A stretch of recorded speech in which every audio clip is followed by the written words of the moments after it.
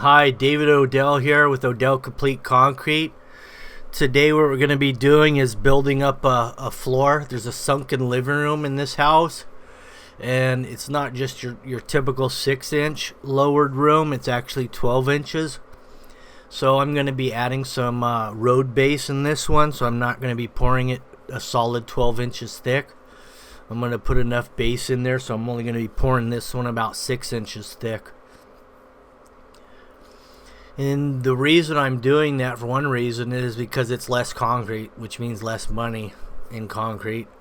The other reason is the way I've calculated this out, I should be able to make this whole room raise with one concrete truckload by adding the base. So it's one load and it's less concrete.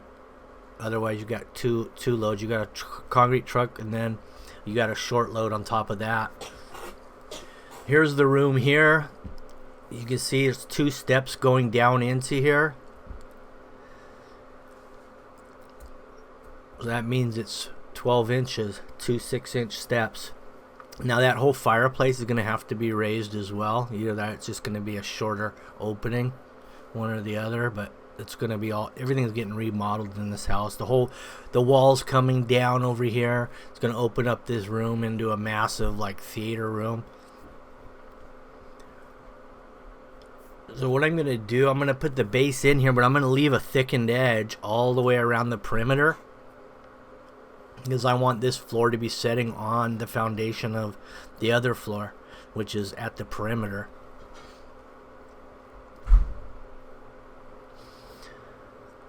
Now 12 inches of concrete is pretty heavy load against drywall. Even though we have 16-inch spacing on those studs, we got a 1/2 inch drywall.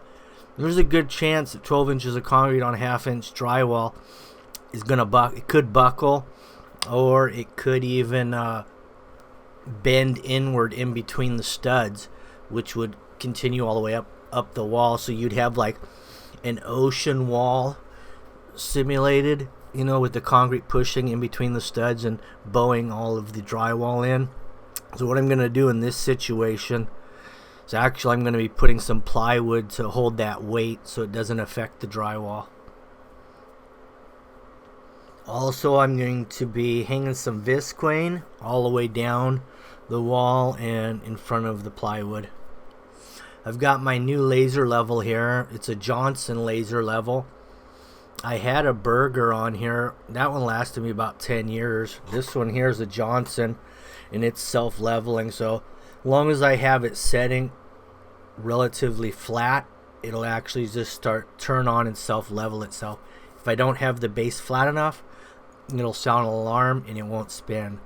So that's the beauty. It's real simple to set up.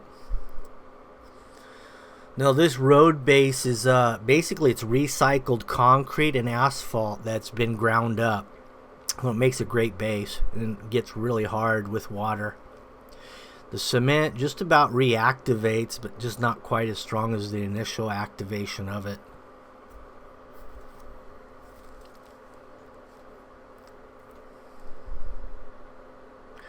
Now the nice thing about doing these level pours like this with a laser level is you can just set your level one time and just start shooting grade. Also at the bottom of this wall, I don't know how this plate is fastened to the concrete, so I didn't want to take any chances on this. So I got some brackets, little L brackets here, metal, and I put some Tapcons. I drilled into the floor, put a Tapcon in, and then I took some 2.5 or 3-inch screws and screwed into the bottom plate. We know, you know, typical framing on studs, there's 16 common nails driven from the bottom of the plate into those studs. We know those are going to be good no matter what. However, the actual mounting to the concrete floor, that's kind of iffy, and then if it's been here a while, those bolts could be rusted out. So I'm going to fasten them like I showed there, just to make sure that wall doesn't kick out with the weight of the concrete load against it. Didn't put a lot of those in there, just a little bit of insurance, basically. Now I added a little water on this base, let it absorb a little bit in there, and then hit it with the plate compactor. Now we got a week later here. The electricians came in. They've removed all the drywall to move the electrical outlets up. I don't know that I would have went that route on moving those electrical boxes. I think I would have left the boxes and enclosed them and then put a pigtail and just ran them up without removing any drywall. However, there may have been a lot of wires going in those boxes. It could have been a real cluster. So this is probably the cleaner way to do it and a sure shot, but there's alternatives. Now we're using 1/2-inch steel here on 2-foot centers. And I'm cutting it with a carborundum 4.5-inch. I have a Bosch right angle grinder with a 4.5-inch carborundum blade. Cuts it very nicely.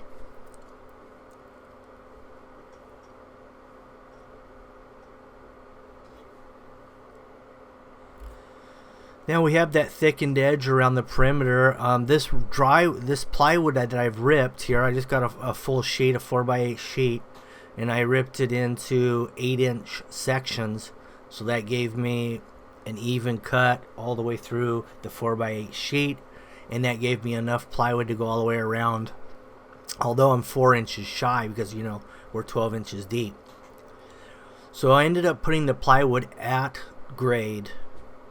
Right at the grade. I snapped the line with the laser level, and now what I've done is screwed that plywood to the studs.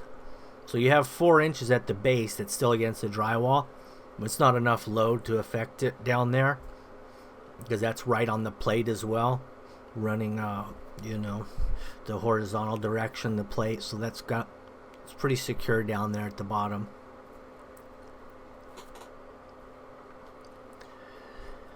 Now the nice thing about that plywood, I have a good place to run my screed boards off of. And the key on that plywood is ripping them very straight. So if you don't, and you're routing to those to get your elevation on your concrete pour, you could have a problem if those rips aren't straight. And so you have to be careful with that and cut them straight.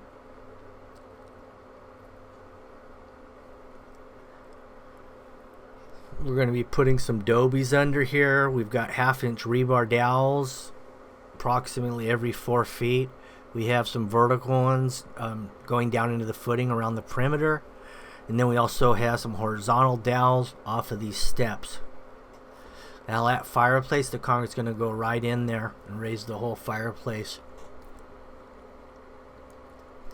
We took a look in that fireplace and it looks like there's plenty of space to go up.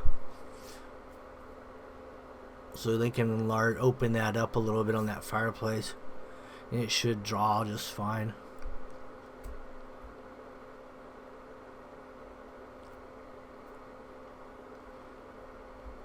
Now that wall right there that you can see on the left, that's all coming out.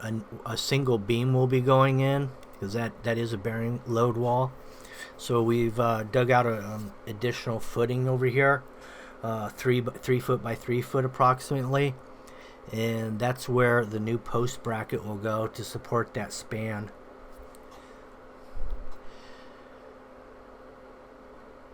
Now the nice thing about the road base is now we can actually drive some stakes into the base and nail our screed board to that for elevation.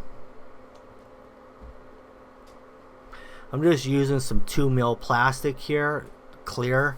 That way we can see through it and actually see the top of the plywood to rot off of it.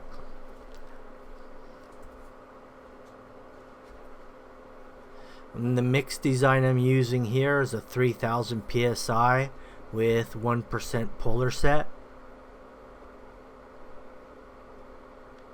The reason I like putting accelerators and stuff like that indoors, especially because it doesn't dry as quickly indoors, and I like concrete to dry fast.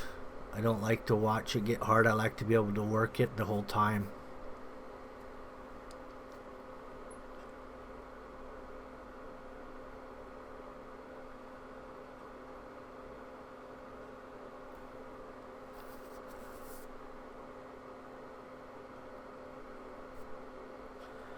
I laser leveled in the existing concrete that we're matching, and this floor is really well done initially.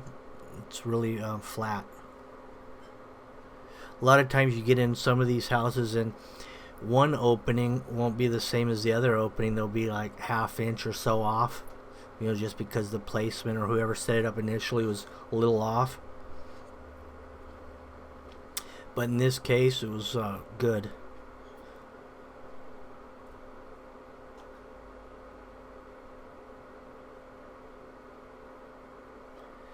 So we rotted it off. We're just going to bowl float it on the way out.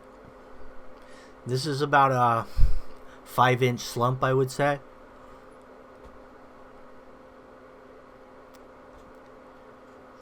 I don't have any fiber mesh in this particular load because it's 6 inches thick. It's got ½ inch rebar. I'm not worried about it, and it's indoors, so I don't have to worry about the shrinkage drying too quickly. That's what the fiber mesh is really for. It's mostly just for shrinkage. It helps you out in that regards, shrinkage cracks, but it doesn't do much for your structural like rebar would.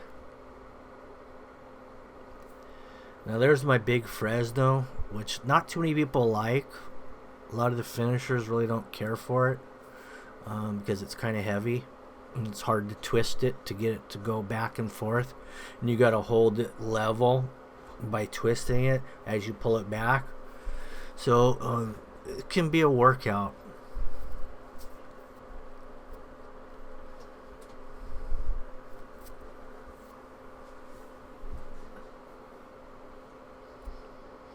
That's why I run it typically. No one else wants to, but actually it does a lot better job. The big blue. You get those lightweight Frezos and you start whipping those, pushing those out there, those little 3-footer, 4-footers by 4-inch, and they start chattering and bouncing. You put a big blue on there with some load, and it comes back nice and flat.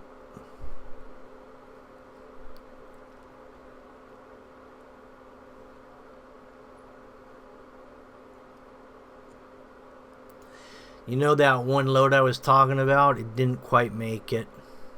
So we ended up having to get a second load anyway.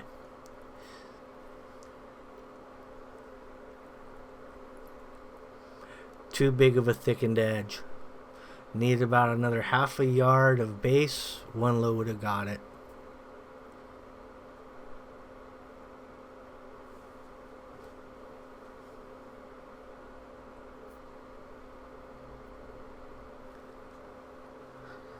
So we didn't really have much of a cold joint. The truck actually was able to get back within about 40 minutes, 45 minutes.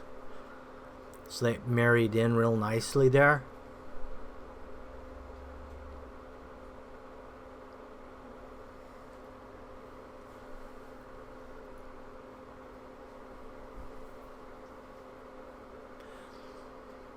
Now we're going to pull the plastic down on the way out. So this job will be clean and complete after I get off these sliders.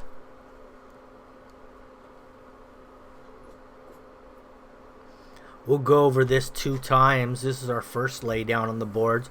We'll hit it one more time. This whole floor is going to be covered with tile. So to me, it's not that crucial. But we'll hit it twice, make it nice and smooth. And then you can throw some thin set on there, start sticking down some tile.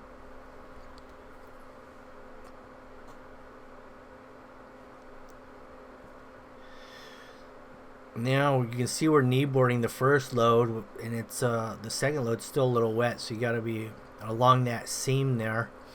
You're working wet mud and hard mud next to each other, which makes it hard to keep flat.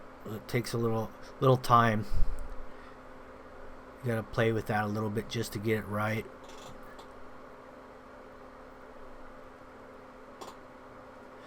You could edge this where it meets the other one, but there's really no point. It's going to get filled in one way or another with thin set. So we just burned it in tight.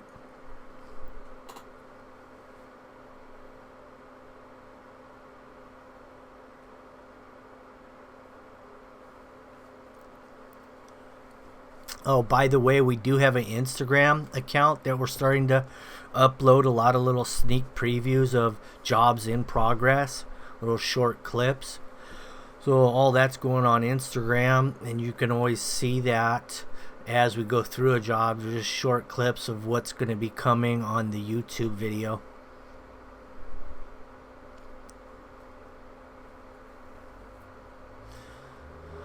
There's your final product, although we're going to do one more pass on that second load, but the rest is complete.